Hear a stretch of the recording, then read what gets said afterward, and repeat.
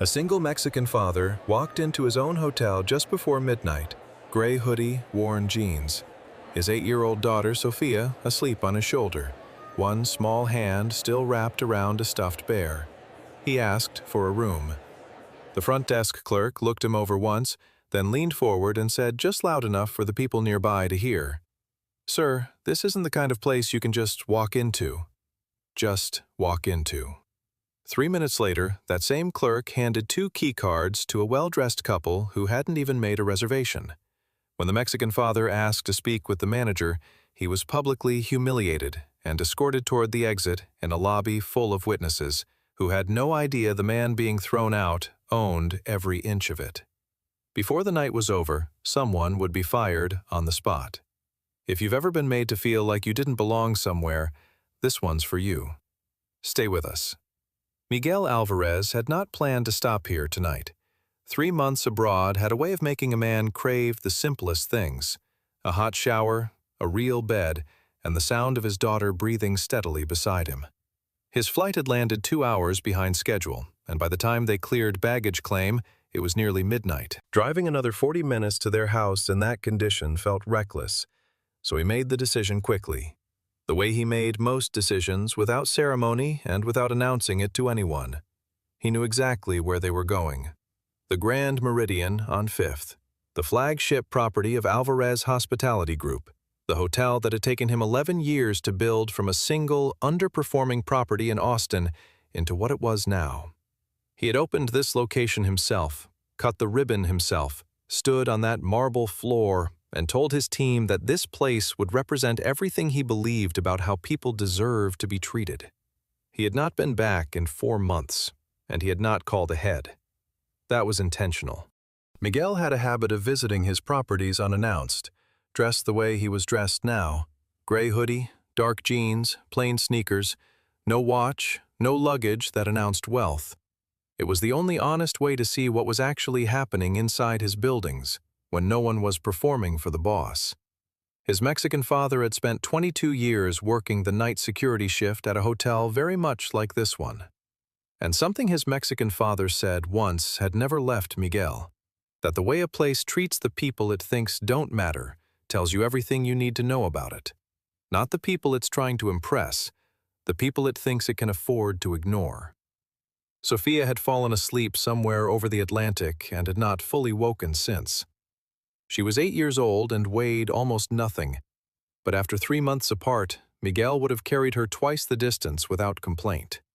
She had her mother's eyelashes and her Mexican father's stubbornness, and she was currently using his left shoulder as a pillow, her small arms loosely wrapped around his neck, a worn, stuffed bear named Captain tucked under her chin.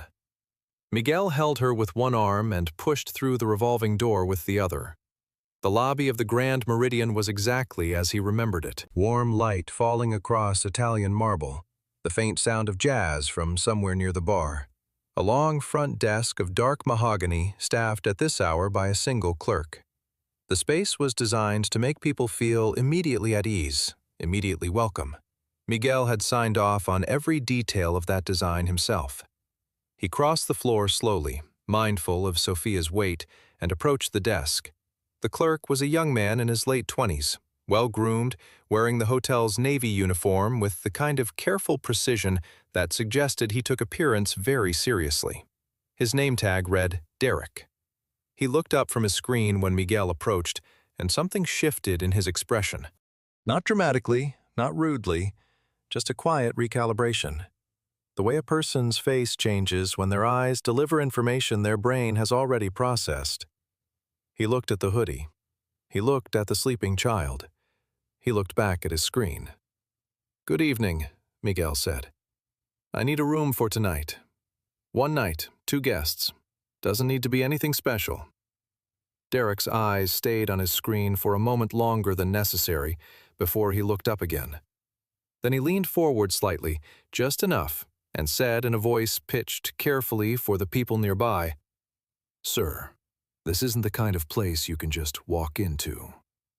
The words landed in the space between them with a particular kind of weight. Not shouted, not aggressive, just quiet and certain.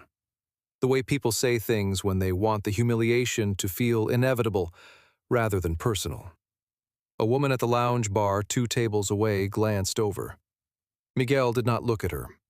He kept his eyes on Derek and said evenly, "I'm asking for a room. That's all." Derek straightened. "I'm sorry, sir. We're fully booked tonight. No availability." Miguel did not react.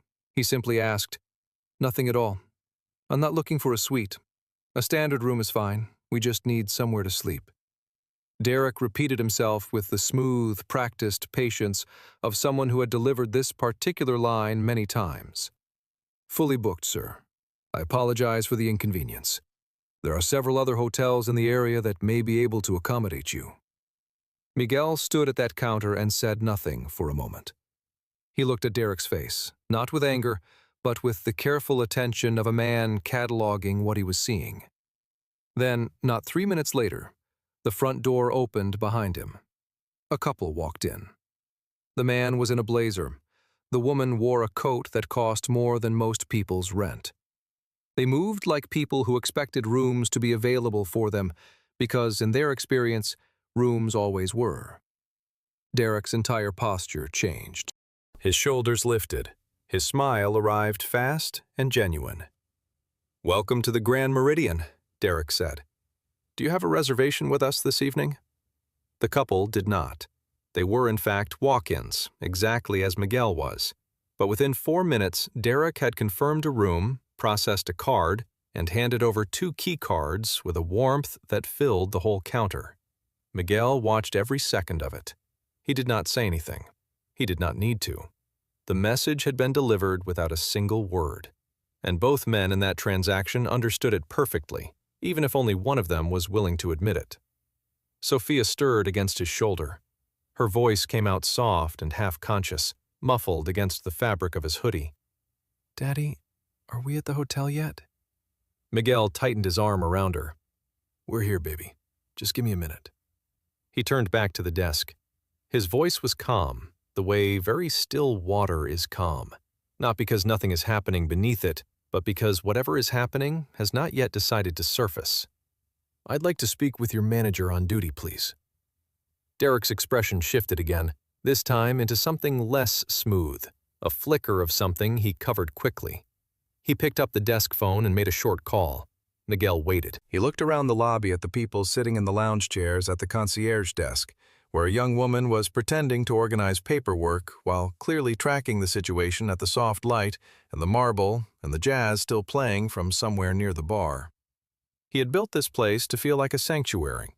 He wondered, not for the first time, what happened to things you built once you handed them to other people to run. The manager arrived within 2 minutes. His name tag read Richard, and he was in his mid-40s. The kind of man who wore a suit at midnight because authority in his understanding was something you maintained through surfaces. He had clearly been briefed before he reached the desk, because he did not come to the situation with an open mind. He came to it with a conclusion already drawn. "Sir," Richard said, positioning himself beside Derek in a way that made the geometry of the situation obvious. 2 of them on one side, Miguel on the other, Sofia asleep on his shoulder. "I understand there's been some confusion. My staff has already explained that we don't have availability tonight. I'm afraid there's nothing further I can do for you." "There is no confusion," Miguel said. "I watched your staff book a room for a walk-in couple while telling me there was nothing available. I'm asking you to explain that." Richard's expression hardened slightly, the way a position hardens when challenged by someone it has already decided to dismiss. "Our staff exercised their professional judgment. I stand behind that." Miguel looked at him steadily. "Your professional judgment. That's correct?" For a long moment, Miguel said nothing. He thought about his Mexican father, about the 22 years of night shifts, the uniforms worn through at the elbows, the way his Mexican father used to come home and sit at the kitchen table without talking for a while before he could become himself again. His Mexican father had never been angry about it. Not really, just tired in a particular way that Miguel had understood even as a child. What his Mexican father had given him wasn't bitterness, it was clarity. And standing here now in the lobby of his own flagship hotel, holding his sleeping daughter, Miguel felt that clarity settle over him like something solid. He was not going to reveal himself. Not yet. He needed to see how far this went. Not for his own satisfaction, but because if this was happening here, at the property that was supposed to set the standard for everything else in his portfolio, then he needed to understand the full shape of it before he did anything about it. "I'd like your full name and your exact title," Miguel said. For the record, Richard provided both without warmth. Miguel noted them the way he noted everything, quietly, completely, without making a show of it. Then he stepped back from the desk and found a seat in the lobby, settling Sofia against him, and waited to see what came next. He was not finished here. He was just beginning. He did not have to wait long. Richard had not gone back to wherever managers went at midnight. He had stationed himself near the front desk, arms crossed, watching Miguel the way a man watches something he has decided is a problem but hasn't yet figured out how to remove.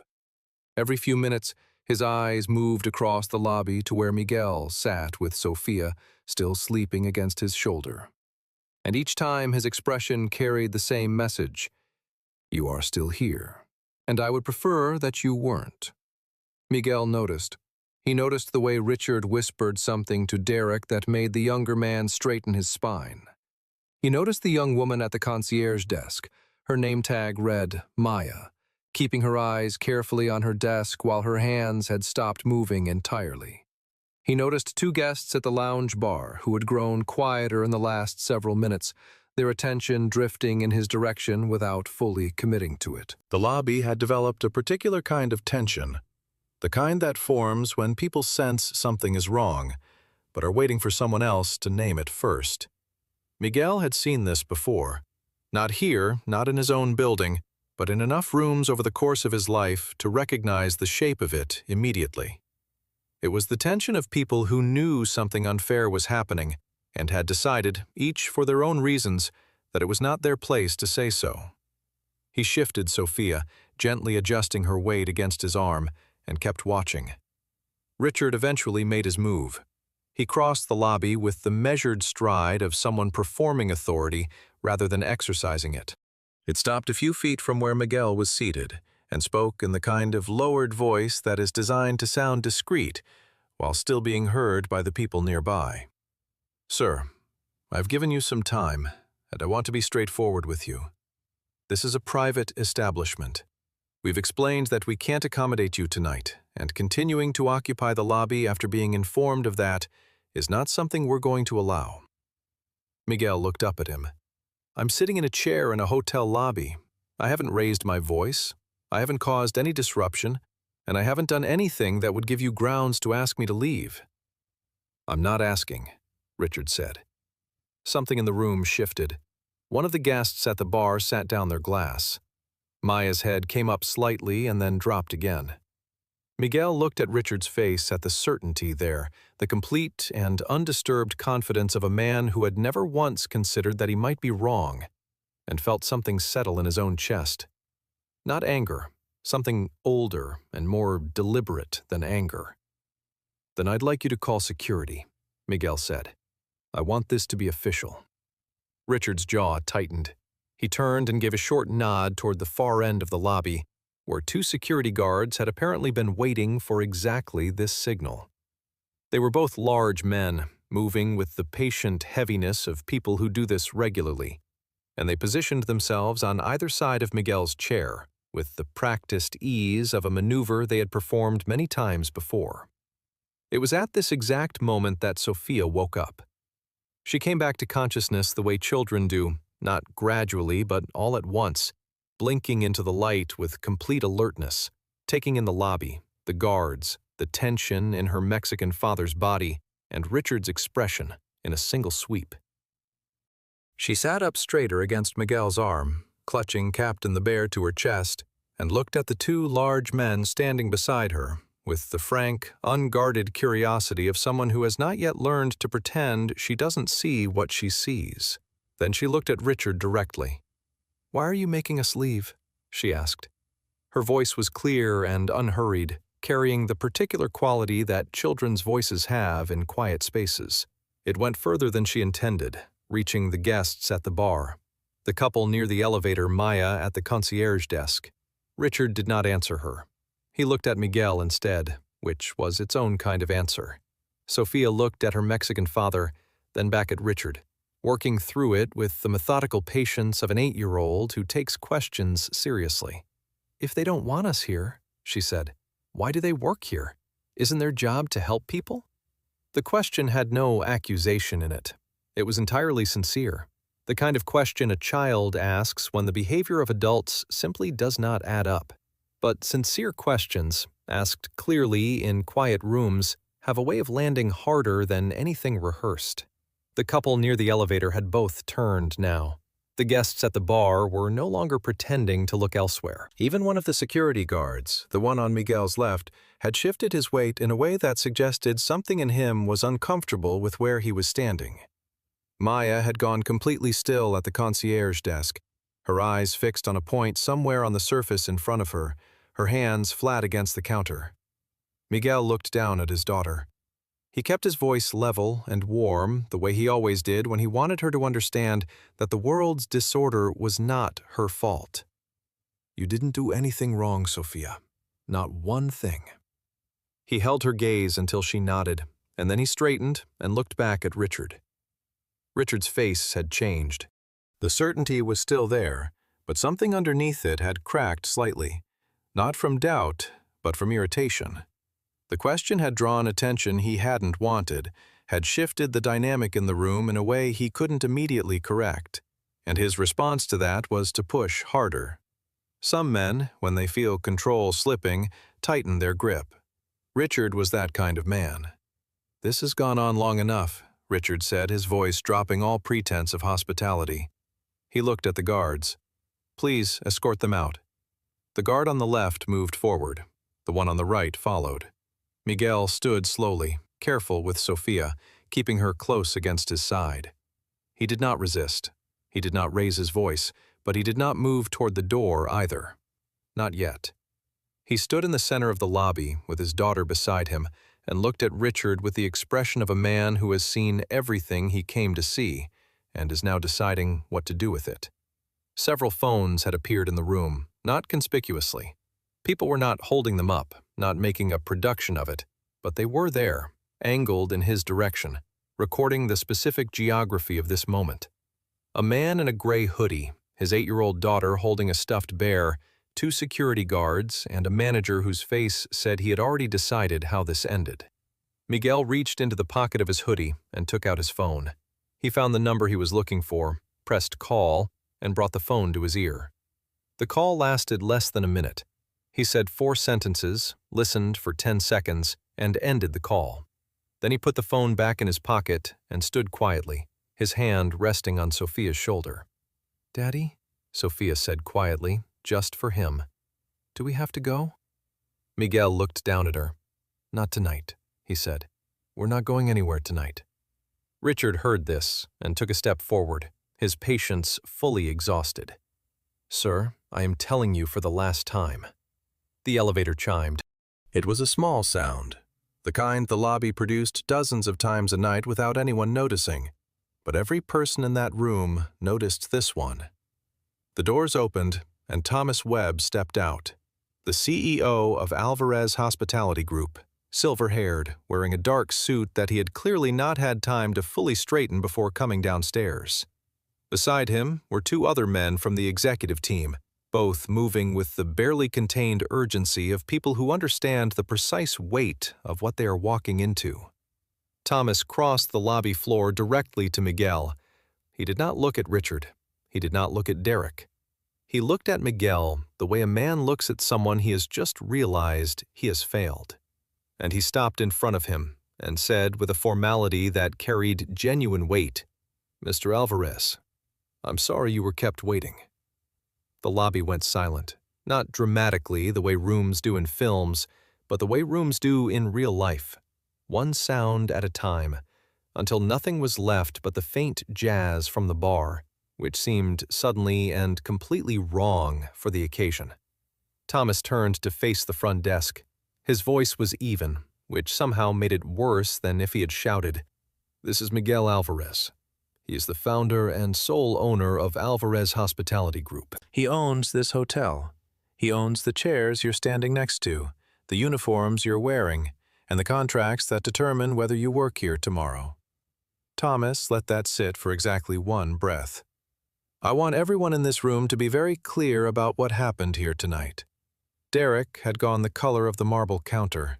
Richard had not moved, standing in the center of the lobby with the particular stillness of a man whose understanding of the situation has just been completely restructured and who has not yet worked out what to do inside the new version of it. Sofia looked up at Thomas, then at her Mexican father, then back at Thomas. She pulled Captain a little tighter and leaned into Miguel's side. "Daddy," she whispered, "you know this man?"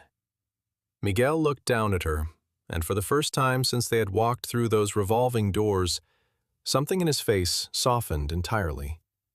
He put his arm around her shoulders and pulled her close. "Yeah, baby," he said. "I know this man." Nobody moved. That was the thing Miguel noticed most in the seconds after Thomas finished speaking. The complete absence of motion in a room that had just minutes ago been building towards something loud and certain. Richard was still standing in the middle of the lobby floor. Derek had both hands flat on the mahogany counter, as if he needed it to hold him upright. The two security guards had stepped back without being told to, instinctively creating distance from a situation that had just fundamentally changed shape. Even the guests who had been recording on their phones had lowered them slightly, caught between the instinct to document and the sense that what was happening now required something more than a screen between them and it. Miguel looked at the room. He looked at each face in turn, not with triumph, not with the satisfaction of a man who has won something, but with the particular attention of someone taking inventory. He was not thinking about what he wanted to say. He was thinking about what this moment actually was and what it required of him. Richard found his voice first, which was either brave or foolish, and in this case was probably both. "Mr. Alvarez, I want to explain. We had no way of knowing the circumstances weren't. Each sentence started with confidence and ran out of it before reaching a period. He was not lying, exactly. He genuinely had not known who Miguel was. But Miguel had spent enough time in enough rooms to understand that not knowing is not the same as not being responsible. And Richard understood that too, somewhere underneath the scrambling, which was why none of his sentences could find their endings. Miguel let him finish. He did not interrupt, did not shift his expression, did not give Richard anything to push against or cling to.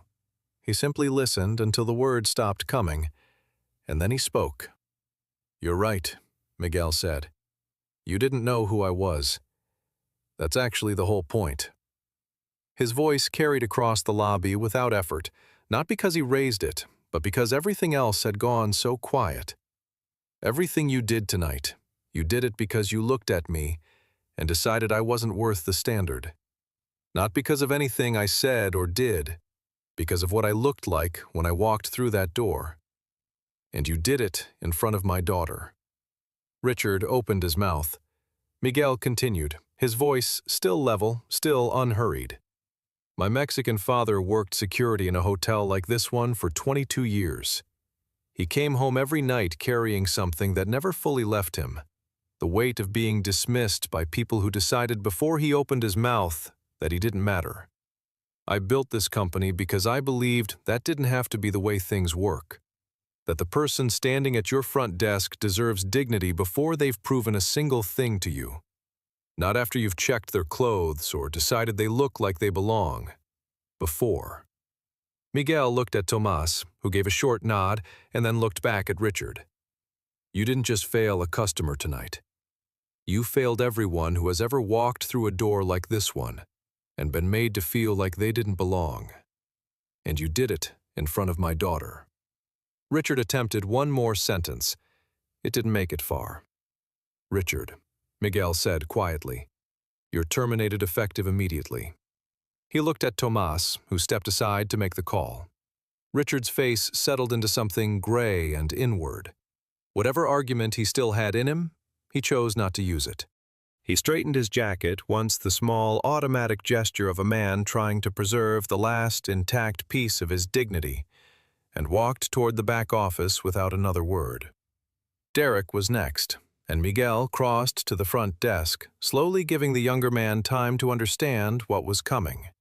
Derek looked like he hadn't taken a full breath in several minutes, his jaw tight, his eyes carrying the particular shine of someone working hard to hold themselves together. Miguel stopped at the counter and looked at him directly. "You made a choice tonight based on how someone looked. I want you to sit with that, not with what it cost you professionally, but with what it means, what it actually feels like to be on the other side of it." Miguel kept his voice even, not unkind. "I'm not ending your career here, but you're going into a full retraining program, not skill-based, values-based. You're going to spend real time understanding what this work is and who it's for. If you come out the other side and still want to be here, the door is open. But tonight cannot happen again. Not to anyone." Derek nodded. It was a small movement, but it was real. Miguel turned and walked to the concierge desk where Maya had been standing motionless through all of it, her hands flat on the counter, her expression carrying the particular tension of someone waiting to find out whether they are in trouble for something they didn't do. He stopped in front of her and kept his voice quiet enough that it was only for her. "You saw it," he said. "You knew something was wrong, and you couldn't say anything. I understand why the structure here made that very hard, and that's a failure of leadership, not of character." Maya opened her mouth slightly, and Miguel continued before she could apologize. "But I watched you tonight. The way you tracked what was happening, the way something in you recognized where the line was, even when you couldn't cross it. That matters." "Starting tomorrow, you're moving into a supervisory role in guest services, because I need people in positions where they can actually act on what they know is right." Maya looked at him for a moment with an expression that moved through several things before settling into something that lived between relief and resolve. "I won't let you down," she said. "I know," Miguel said simply. He turned back to face the room. The guests who remained were watching him openly now. No pretense, no phones held up, just people waiting to hear what came next. Miguel spoke without preamble, the way he had learned to speak, when what he needed to say was the kind of thing that didn't improve with decoration. "I've been building hotels for a long time, and the only standard I have never been willing to negotiate on is this one. Every person who walks through our doors gets treated with respect. Not based on what they're wearing, not based on what they look like, not based on whether they seem like they belong in a place like this.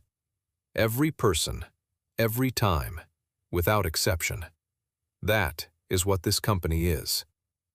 He looked around the room one last time, at the desk, at the bar, at the marble floor his Mexican father had never been allowed to walk across as anything other than an employee.